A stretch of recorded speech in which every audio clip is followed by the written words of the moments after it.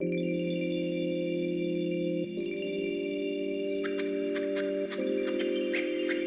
what does happen when an architect gets a brief from an old family friend? Well, you get a house like this.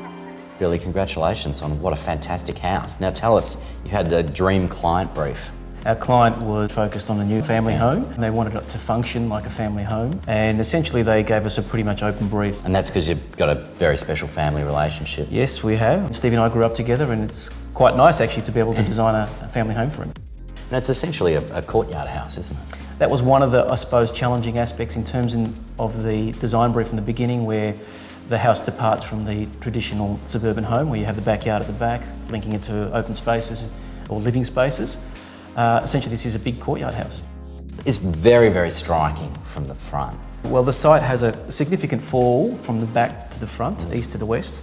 We used the fall of the land to have this heroic or grand gesture into the street, where you sort of ascend up into the front entry. And what do you think that adds to the house? For us, it's a classical idea. We're reconnecting with the past, where you have their sense of arrival to the house is very important, and understanding where that entry point is. One of the things that we're interested in doing is trying to establish a material palette that's warm, not obvious. We sort of wanted to bring it into the space, so when you come from into the entry, into the space itself, you have moments where the brick actually goes from outside into inside. So tell me about the bricks that you chose. The brick is actually a Spanish brick. It's called La Paloma Muro. We chose it purely because of its striking, beautiful off-white colour. The brick has a 50s sort of feel to the design, given that there were some beautiful houses built in this particular area in the 50s and the modernist sort of age. So we were interested in reconnecting with that idea, but narrating, I suppose, the material in a contemporary way.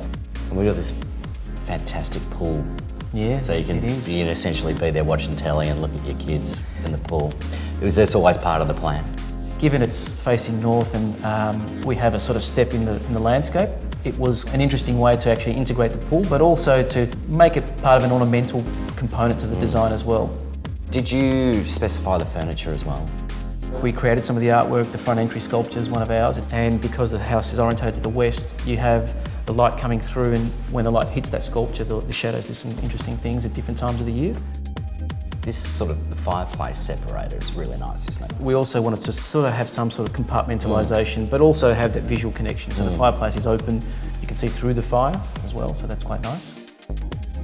The front room I love, which is like an adult's retreat, isn't it? There's a family of 5 here, so kids are growing up, they want their own spaces, or parents want to go into another zone. So we're trying to create another space where it's experientially different, materials different. That also captures that beautiful glass panel from the street and brings in the neighbourhood context into that space. So as an architect, is it nice to experience your work?